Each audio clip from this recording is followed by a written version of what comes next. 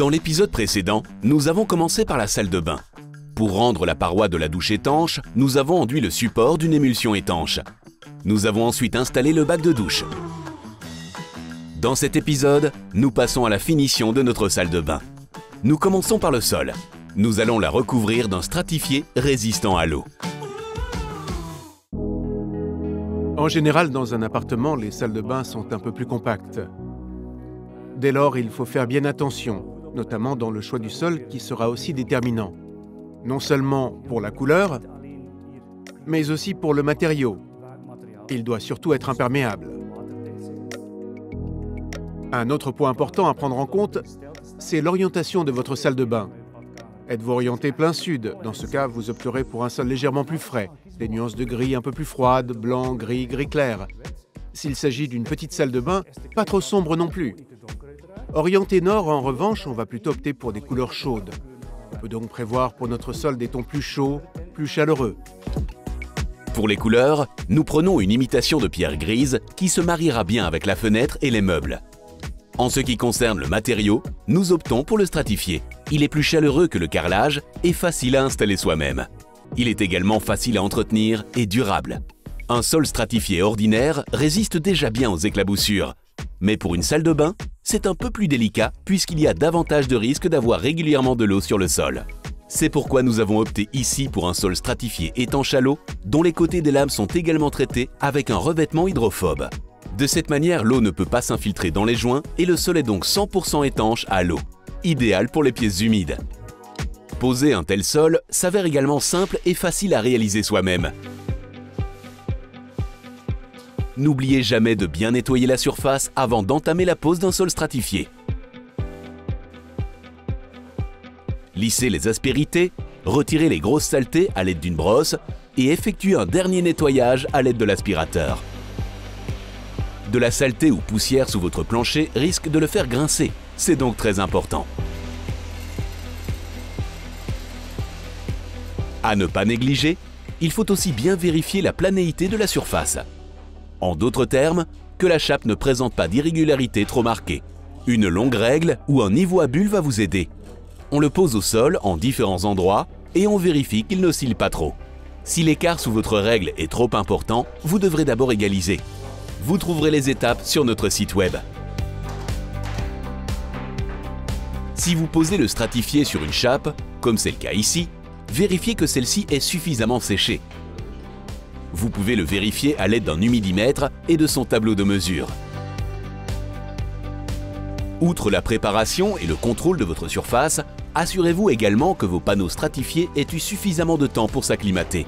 Entreposez-les dans la pièce au moins 48 heures à l'avance, dans le paquet encore fermé, pour leur permettre de s'adapter à la température ambiante. La température doit alors rester constante entre 18 et 25 degrés. Et l'humidité doit rester à un niveau normal avant et pendant l'installation. De cette manière, le sol sera moins expansif après la pose. Pour notre salle de bain, nous avons opté pour un sol stratifié spécialement conçu pour les pièces humides. Ce sol va nécessiter la pose d'une sous-couche qui a également le rôle de pare-vapeur. On recouvre d'abord l'ensemble de la surface d'une sous-couche avant de poser le stratifié. Cette sous-couche agit principalement comme un amortisseur pour les chocs et sur le plan acoustique. Elle diminue les bruits d'impact et de contact, rendant votre sol très doux et silencieux, ce qui est parfait pour un immeuble d'habitation.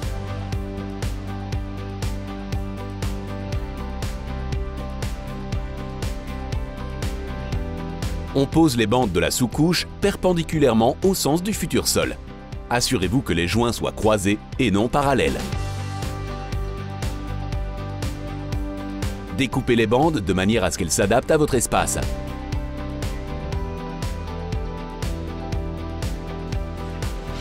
Et adaptez tous les renforcements et les coins de manière à ce que la chape ne soit plus visible.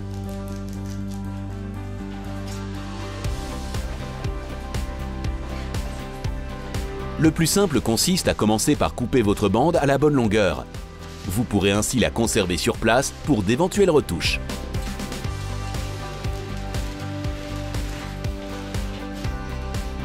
Il s'agit d'une sous-couche avec pare-vapeur intégrée qui empêche l'infiltration d'humidité sous le sol. Pour cela, il est important que la couche soit ininterrompue, ce qui signifie que vous devez étanchéifier les joints entre les différents morceaux. Les bandes de la sous-couche doivent s'emboîter parfaitement et masquer les joints. Cela peut se faire avec du tape ou, comme dans le cas présent, avec un ruban adhésif intégré. Vous créez ainsi une sous-couche étanche à la vapeur.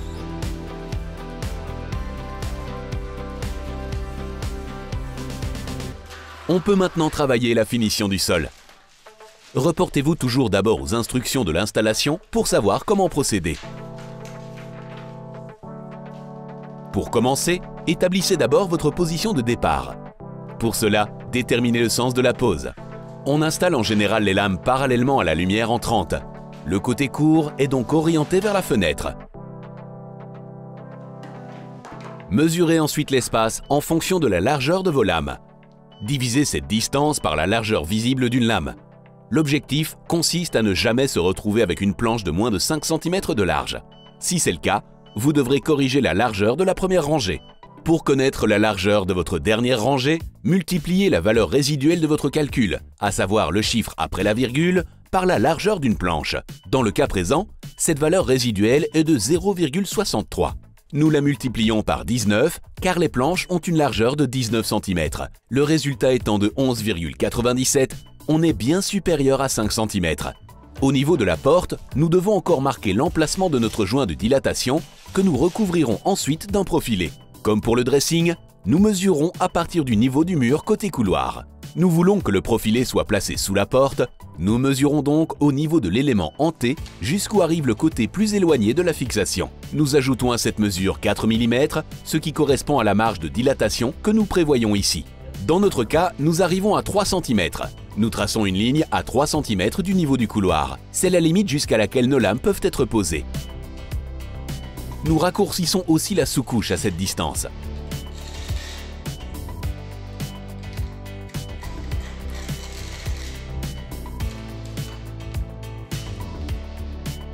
Dans notre salle de bain, nous commençons par le bac à douche. Afin d'assurer une expansion suffisante au niveau du joint, nous enlèverons d'abord l'embout de la lame.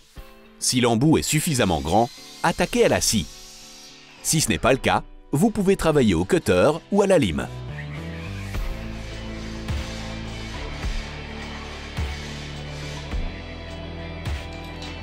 À la fin de la lame, il faut encore adapter l'angle au niveau de la porte. En annotant les indications, nous tenons compte d'un joint de dilatation de 8 mm de chaque côté, prescrit pour les sols stratifiés. Vous pouvez utiliser des blocs d'espacement pour simuler le joint.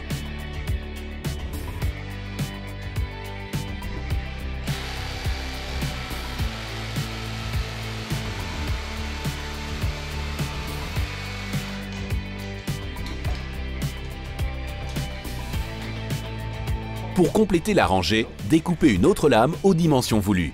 Mesurez la taille de votre pièce. N'oubliez pas d'inclure votre marge d'expansion de 8 mm. Transposez sur votre lame et tracez la ligne à l'aide d'une équerre pour être sûr de travailler droit. Au lieu de mesurer, vous pourriez aussi avoir un morceau de lame en place et indiquer la distance correcte.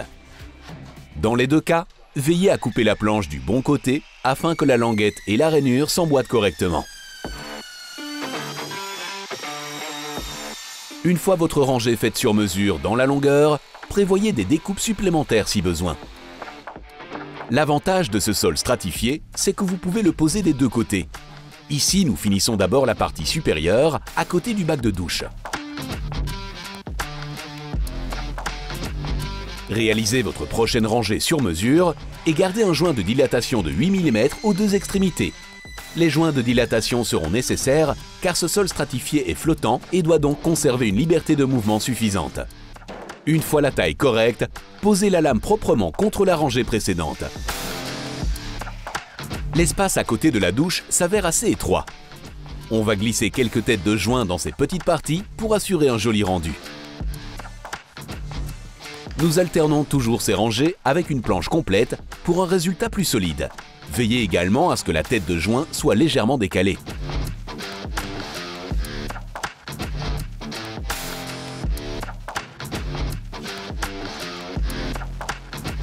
Pour mettre les lames bien en place, vous pouvez opter pour un tire-lame ou une cale de frappe.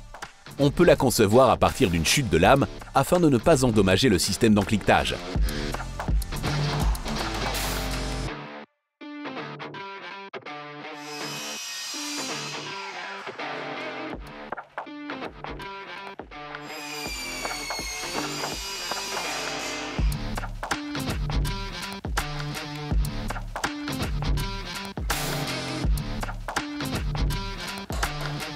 Une fois le sol posé sur un côté de la pièce, vous pouvez continuer à travailler de l'autre côté.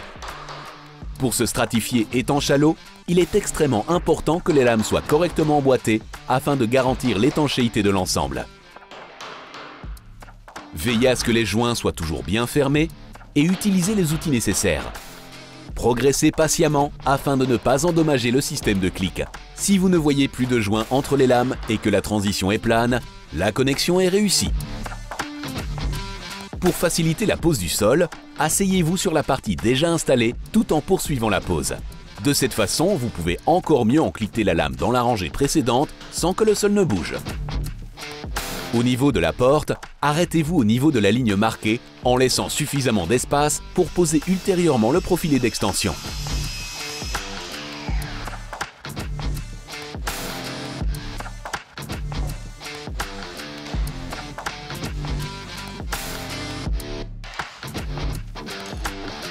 Outre la connexion adéquate du système de clic, il y a un autre paramètre pour assurer un ensemble solide. En effet, vérifiez que les joints d'extrémité de votre plancher soient espacés d'au moins un tiers de la longueur de la lame. Vous éviterez ainsi que votre plancher ne prenne la forme d'une marche, ce qui constituerait un point faible. La première et la dernière pièce de chaque rangée doivent également être suffisamment grandes. En gardant ces règles à l'esprit, la pose d'un sol stratifié se déroule sans problème.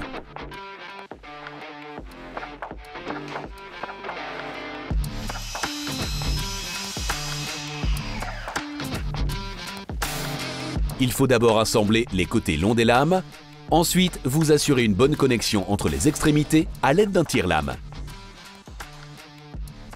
L'inverse fonctionnerait également. Vous clipsez d'abord les côtés courts, puis les côtés longs. Conseil supplémentaire, lors de la pose, alternez des lames de différents paquets. Vous obtiendrez ainsi des nuances plus harmonieuses sur l'ensemble de votre sol.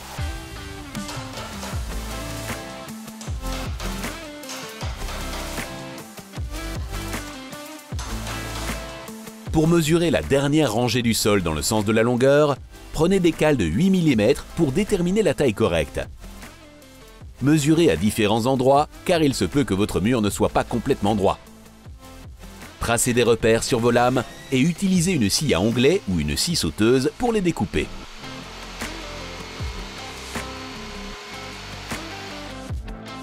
Pour cette dernière rangée, vous aurez de toute façon besoin d'un tire-lame pour la mettre en place correctement car l'espace est limité.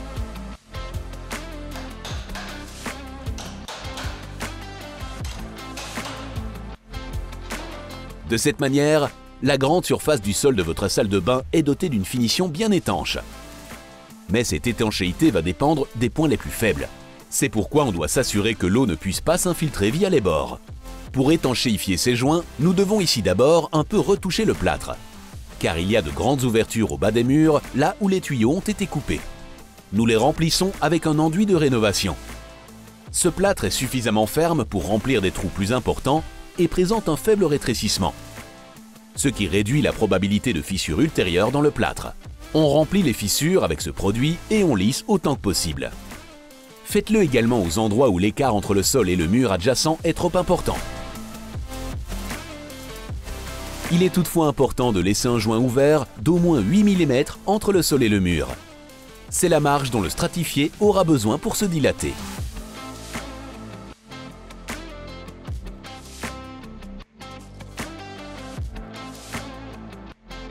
Le joint doit donc rester ouvert, mais en même temps, il doit être étanche à l'eau. C'est pourquoi nous prévoyons un produit plus flexible. Assurez-vous que le joint soit propre avant de commencer. Avec un kit spécial, toutes les pièces nécessaires sont à disposition et vous devrez d'abord remplir les joints avec une bande de jointoiement. Elle couvre une grande ouverture, reste flexible et constitue une base pour le collage.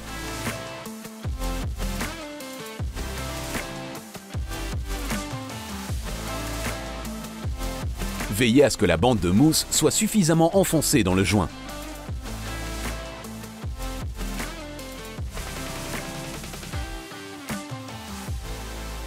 Vous appliquez ensuite un mastic élastique sur cette bande de joint, ce qui permet d'obtenir une finition étanche de vos joints. Remplissez le joint à l'aide d'un pistolet à mastic. Appliquez-en suffisamment pour que le joint entre le sol et le mur soit entièrement recouvert. Lissez ensuite l'excédent de produit de manière à former une jolie courbe entre le mur et le sol. Cette finition permet à votre sol de se rétracter et de se dilater, tout en le protégeant de l'humidité puisque l'eau ne peut atteindre les bords du sol. Cette finition sera également invisible puisque la liaison entre le sol et le mur sera masquée par les plinthes.